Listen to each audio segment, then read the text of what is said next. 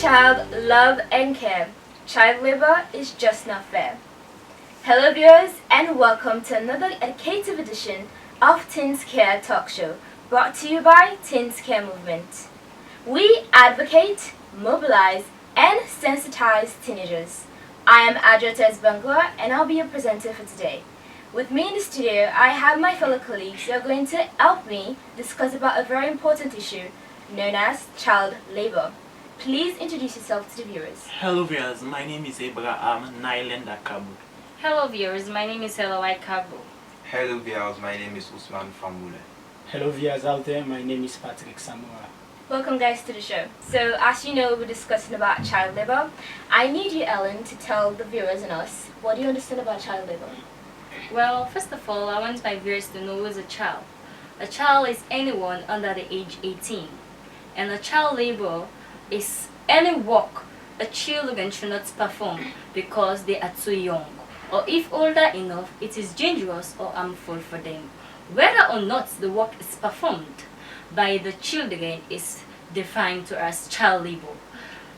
Depends to the child age, the types of work, and the hours the work is being performed. Okay.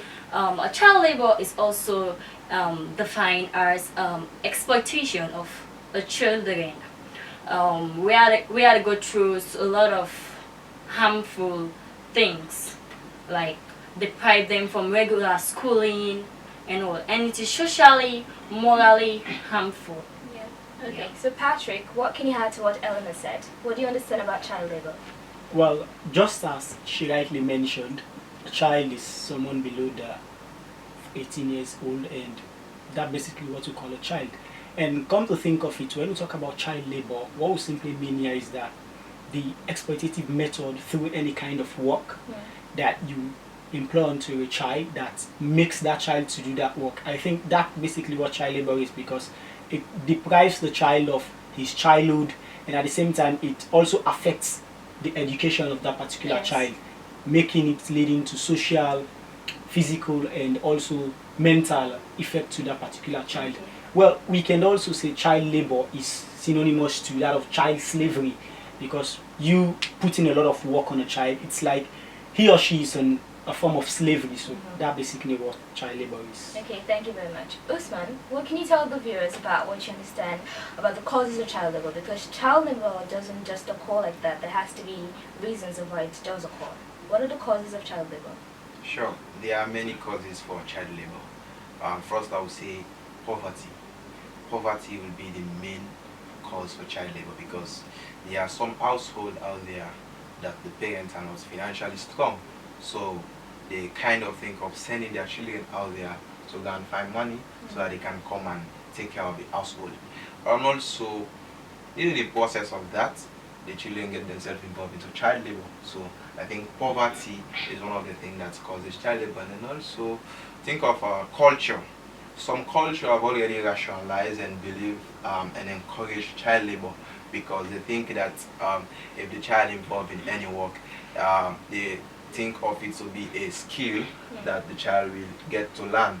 So they try to explain to the children for them to focus on this child labor, on this act where they are getting money, because they consider it as a skill that will help the children when they grow old. So they encourage it, and then they also make platform for them in their culture so that the children will engage in child labor. I think culture is one of the reasons for cause of child labor. So Patrick, what are some of the other causes of child labor? Well, there are many causes of child labor, and one of which also happens to be the section of culture, as Usman family was rightly saying. You know, there are certain families out there, they thought it fit that when a child is working, he or she is learning the art of responsibility. Then let us go back to pre-colonial era, wherein we see early child or children at an early stage getting into different skills, getting into different arts. They see that as a way of responsibility, as a way you contribute to your own mental and physical development, and at the same time to the community development.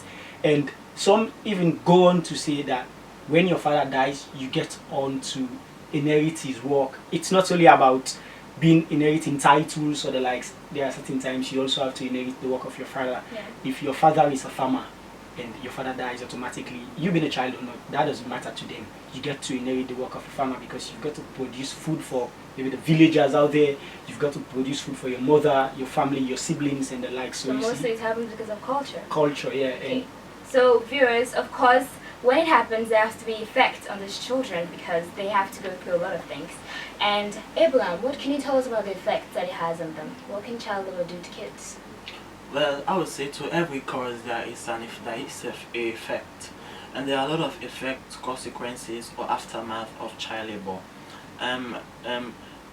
Children are exposed to accidental injuries that affect them persistently throughout their lives, and this includes one, sexual abuse, particularly sexual exploitation of girls by adults, such as rape, unwanted pregnancies, sexually transmitted diseases, and also drugs and alcohol.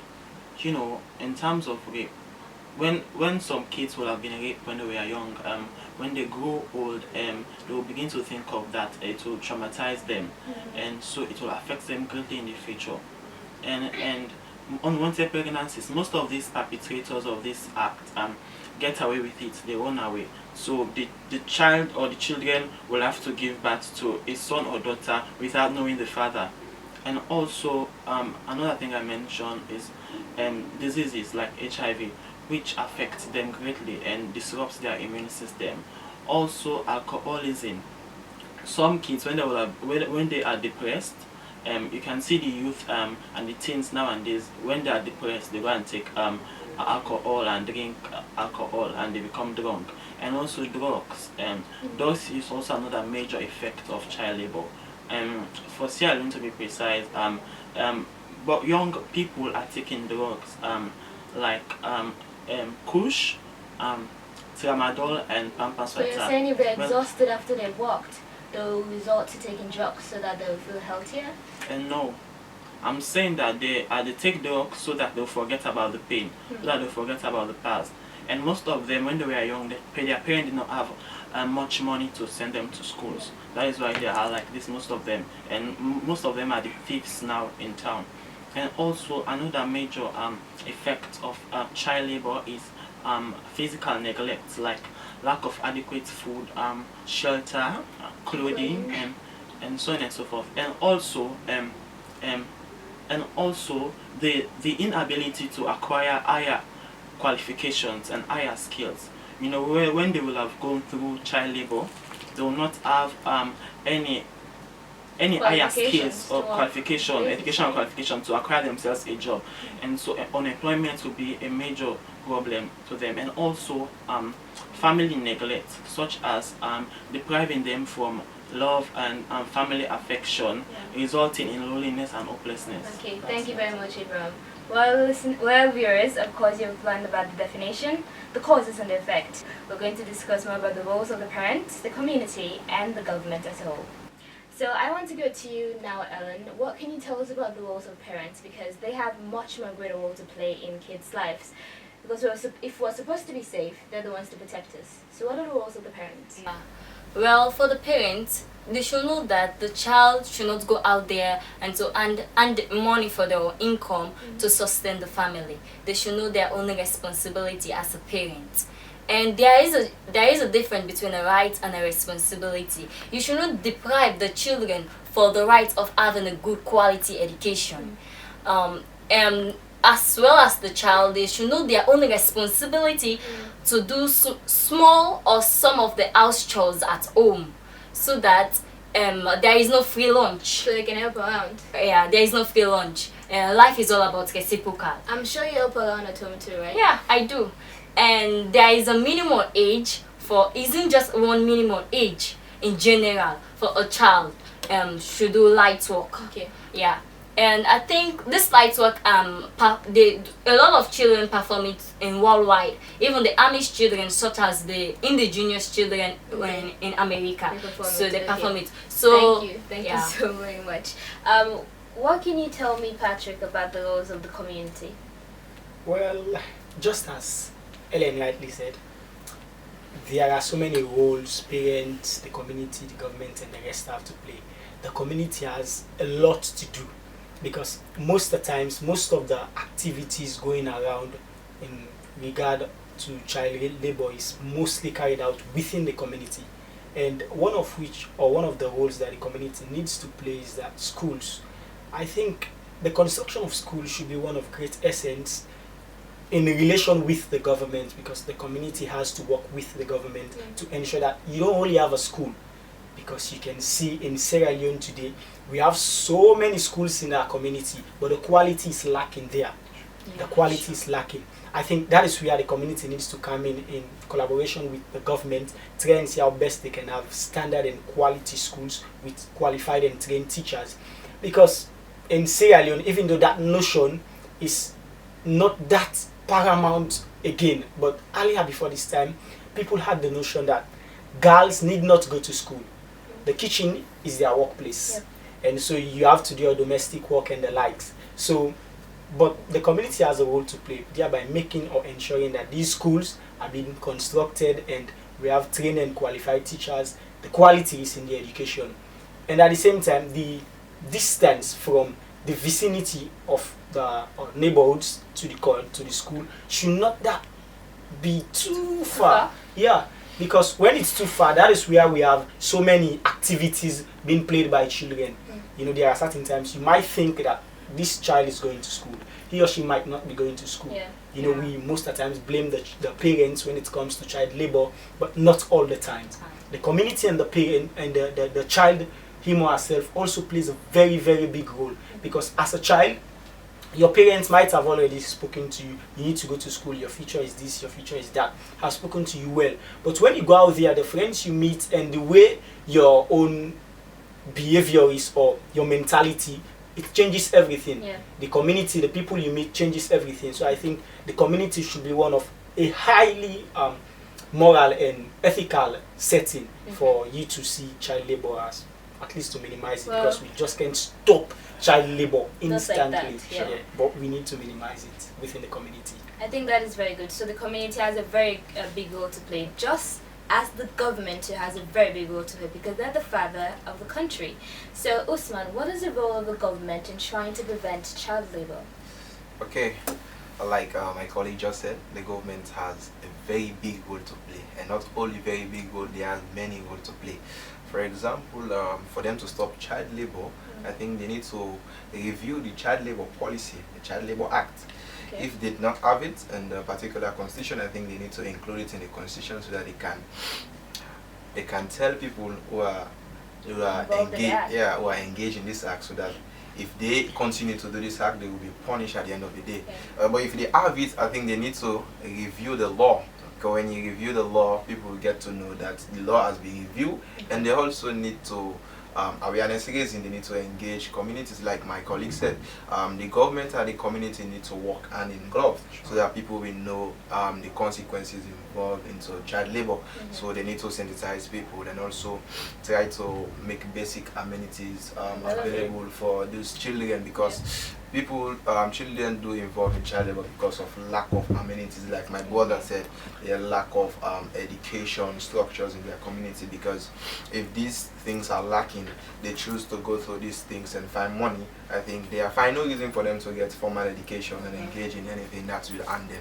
So I believe if they support the communities, they bring up structures, you understand, so that they can help these children, so that they can engage themselves and have quality education. I think this will help them to stop child labor. So the government also doesn't have to talk to the urban areas only, they have to go also to the rural areas, because that is where mostly these kind of acts are poured. So thank you guys so much for being on the show, but now I want you guys to give your last words, your word of advice to people out there who are listening. I'll start from you, Abraham. Well, my last words will be to the government. I would say governments try to locate those communities that are living in abject and extreme poverty, and trying to sort of find a way to help them and try to provide job opportunities for them. To the parents, I would say, as parents, you should set your priorities right. You should know your responsibilities as a parent, and also you should not allow your children to go astray, because when they will have grown tomorrow, they will end up blaming you that you didn't pay school for them. And also to us as children, do not allow the past to destroy you, to ruin you. And the mind is a breeding ground for decision making, and your mind can either develop you or destroy you. So in everything, in every situation, try to develop a positive mindset and know that as long as there is life, there is hope. Thank you. Yes. Ellen?